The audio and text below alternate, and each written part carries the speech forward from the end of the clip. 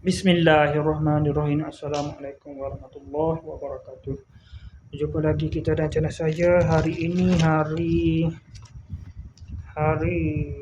Isnin 29 Muharram 29 Jun 2026 Masihi bersama dengan 13 Muharram 1447 Hijriah. Sekarang ini pukul 5.24 petang. Untuk video pasal ni saya nak review barang Shopee yang sampai tadi pada pukul 2.20 petang tadi atau tempat kerja lah. Ini kerja buka atap, nak pasang atap tak ada hujan tuan-tuan, kerja hujan. Ada 2.30 tu, 2.40 tu hujan. Lepas ada 2.30 lah, 10 minit kemudian lepas 5 pagi tu hujan turun. Ni barang ni Shopee sampai hari ni pada saat ni pukul 20 ni kena hujan tak apa dah. Address alamat nombor 24 Jalan TPP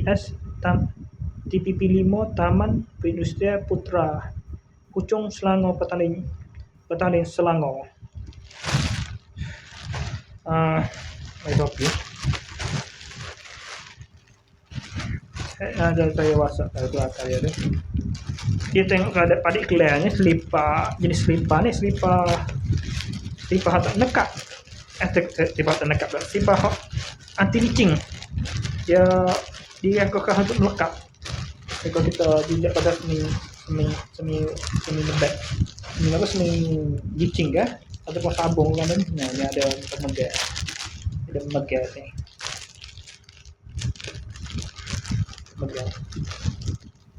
Boleh teratas masuk jam biar kau dekat ke dalam sumber tu.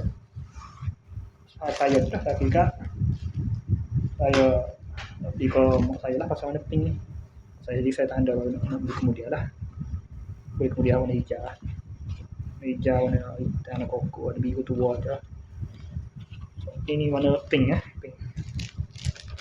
Okey. Sekadar itu saja. Assalamualaikum, jumpa lagi.